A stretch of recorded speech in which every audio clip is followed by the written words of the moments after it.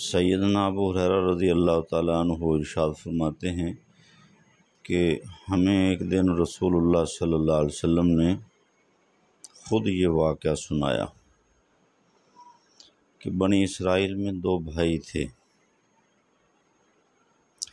احدہما یذنب،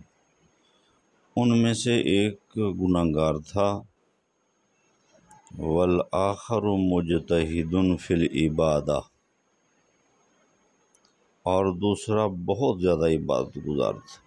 یعنی ایک گناہگار اور دوسرا عبادت گزار، تو عبادت گزار بھی کوئی عام عبادت گزار نہیں، مجتہدن، بہت زیادہ عبادت گزار عابد تھا۔ البتہ یہ جو عبادت گزار تھا یہ اپنے اس دوسرے بھائی کو جو گناہ گار تھا اس کو روکتا رہتا تھا گناہوں سے، اور وہ نہیں رکتا تھا، وہ گناہوں میں رہا، یہ روکتا رہا۔ ایک دن اس نے دیکھا کہ وہ گناہ میں مبتلا ہے۔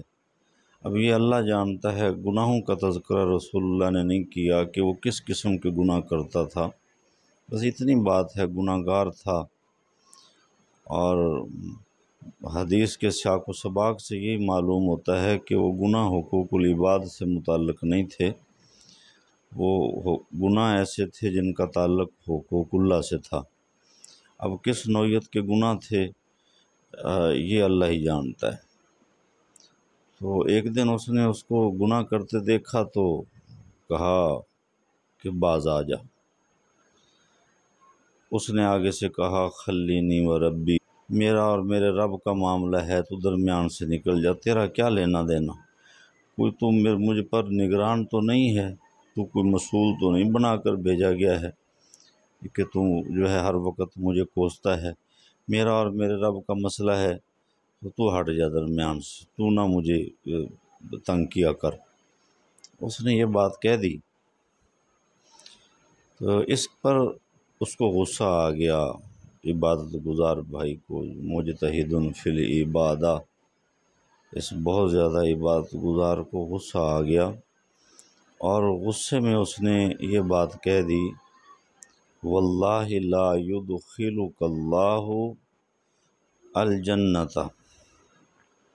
کہ اللہ تجھے جنت میں داخل نہیں کرے گا۔ سیدنا ابو ہریرہ رضی اللہ عنہ کو شک ہوا ہے کہ رسول اللہ نے جو ہمیں یہ واقعہ سنایا تھا اس میں یہ جملے ارشاد فرمائے تھے لا یدخلک اللہ الجنت، یا یوں فرمایا تھا کہ اس نے یوں کہا واللہ لا یغفر اللہ لک،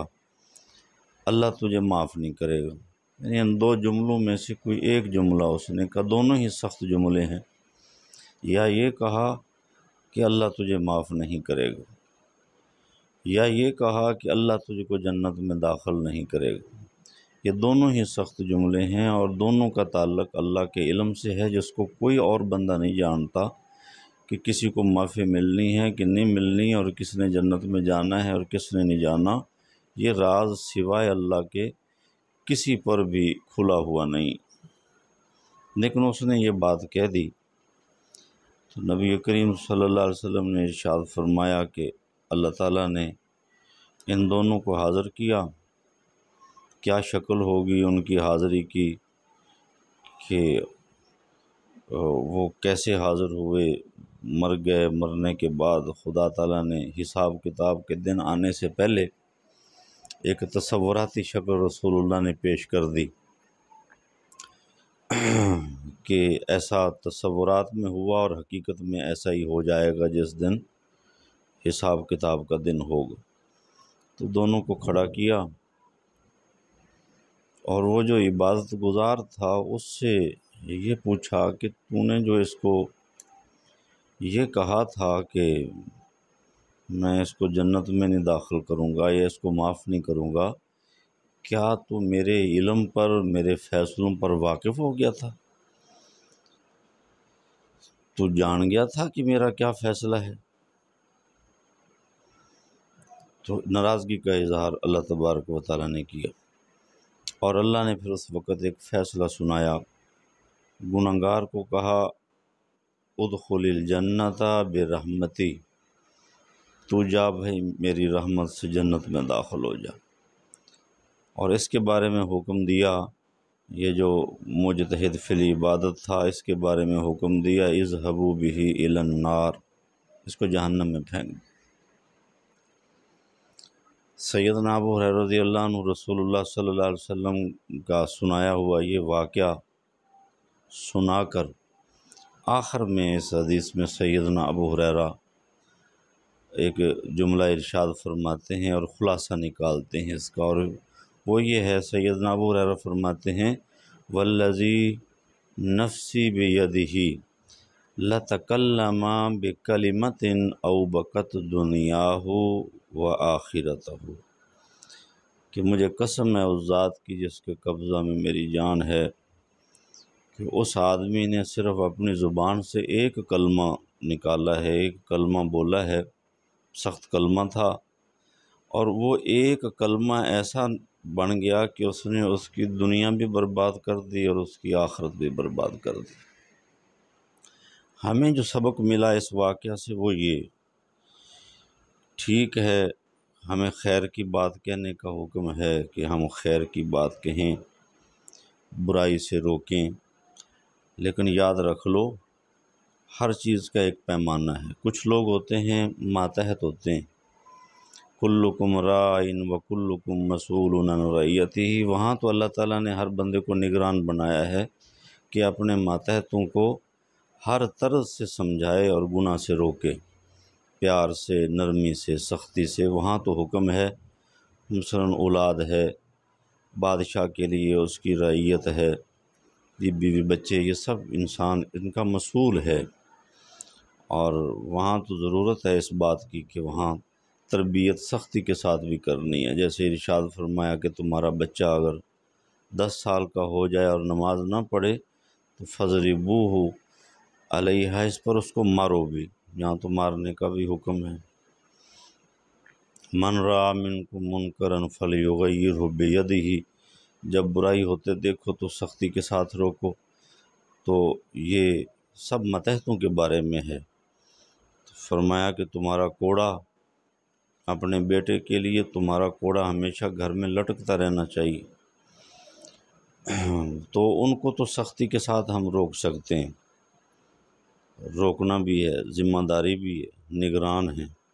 البتہ وہاں بھی ایسے کلمات اور ایسے جملوں کا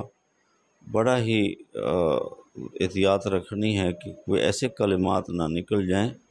جو کلمات اللہ تبارک و تعالیٰ کی ناراضگی کا ذریعہ ہو۔ سختی ضرور کرنی ہے لیکن اس سختی کی بھی حد بندی۔ البتہ وہ لوگ جو انسان کے برابر کی حیثیت رکھتے ہیں، ان پر انسان نگران نہیں ہے، مسلط نہیں ہے، مسئول بنا کر نہیں بھیجا گیا، وہاں تو صرف خیر کی بات جتنی کہہ سکتا ہے، زبان کے ساتھ کہہ سکتا ہے تو زبان سے کہہ دے، زبان کے ساتھ کہنے کی بھی طاقت نہیں ہے تو فرمایا اپنے دل میں برا جانے۔ وہاں پر وَإِذَا مَرُّوا بِاللَّغْوِ مَرُّوا كِرَامًا، کہ اللہ کے بندوں کے اوصاف ہی میں سے یہ صفت بیان کی گئی ہے کہ جب وہ لغو بیہودگی کی مجلسوں سے اور بیہودہ کاموں کے پاس سے گزرتے ہیں تو وہ شریفانہ گزر جاتے ہیں، وہ الجھتے نہیں ہیں۔ تو ہم جب مسئول نہیں ہیں تو ہمیں اس بات کی ضرورت نہیں کہ ہم بے جا سختی شروع کریں، اور اس سختی میں خدا نخواستہ ہم سے کوئی متکبرانہ جملہ یا متکبرانہ عمل سرزد ہو جائے اور وہ ہماری دنیا اور آخرت کی تباہی کا ذریعہ بن جائے۔ اس واقعہ کو امام ابو داؤد نے سیدنا ابو ہریرہ رضی اللہ تعالیٰ عنہ سے روایت کیا ہے، تو ہمیں یہ بھی سبق مل گیا کہ ایک مسلمان جو ہوتا ہے وہ گناہ گار بھی ہو، ایک مسلمان گناہ گار بھی ہو تب بھی وہ قابل احترام ہے، اس کی ہم تذلیل نہیں کر سکتے، اس کو ہم اتنے سخت جملے نہیں بول سکتے، کیونکہ بہرحال کلمہ گو لا الہ الا اللہ پڑھ کے وہ بنیادی طور پر مسلمانوں کا جو احترام کا باب ہے اس میں وہ شامل ہو چکا ہے۔ تو ہمیں اس کی اجازت نہیں ہے کہ ہم اس کی تذلیل کریں، اس کو رسوا کریں اور اس کے لیے اتنے سخت جملوں کا استعمال کریں۔ ہمیں یہ بھی سبق دے دیا گیا ہے